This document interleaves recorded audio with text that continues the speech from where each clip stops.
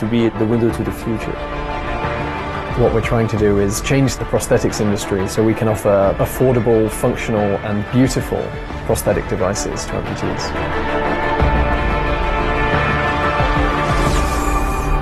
I'm proud of being one-handed. It doesn't make me feel any different.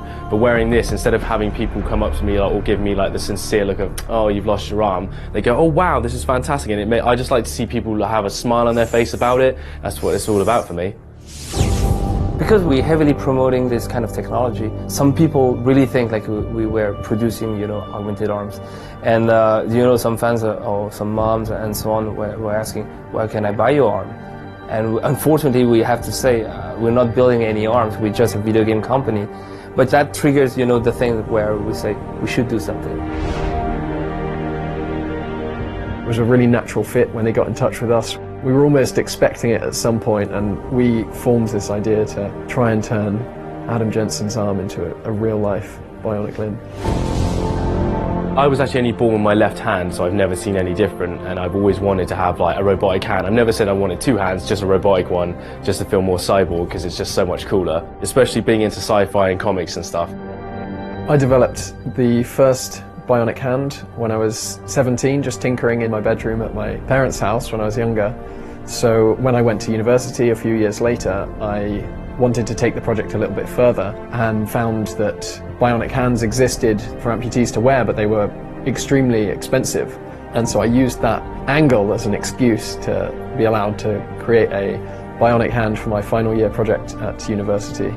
And then after university was when I co-founded Open Bionics, and we began working on the same problem with a more kind of definitive goal of being able to offer these bionic hands to people at a really affordable price. So this is a custom built one for myself. We use sensors in the top and bottom of my arm. So if I tense my bottom muscles, it will close. And if I loosen up but tense upwards slightly, it will open.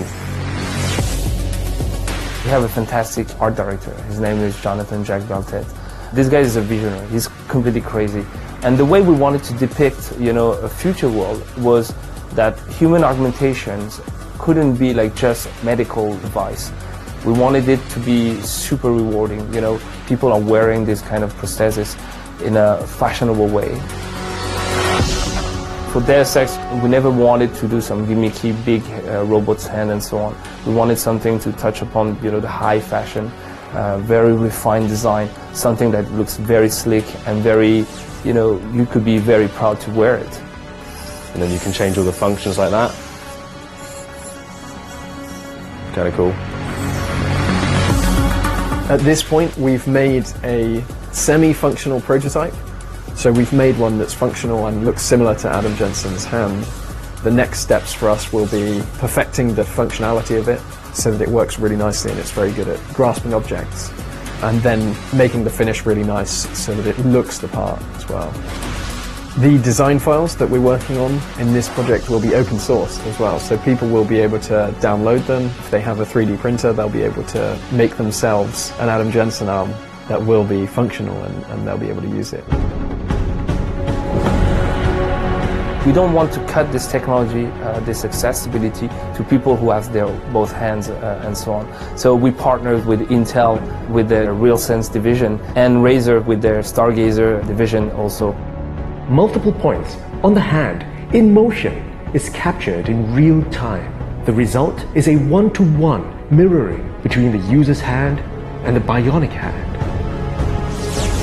We want to show limb-different people that the products and devices that they're seeing in science fiction, in gaming and in movies can become reality and can become reality very soon.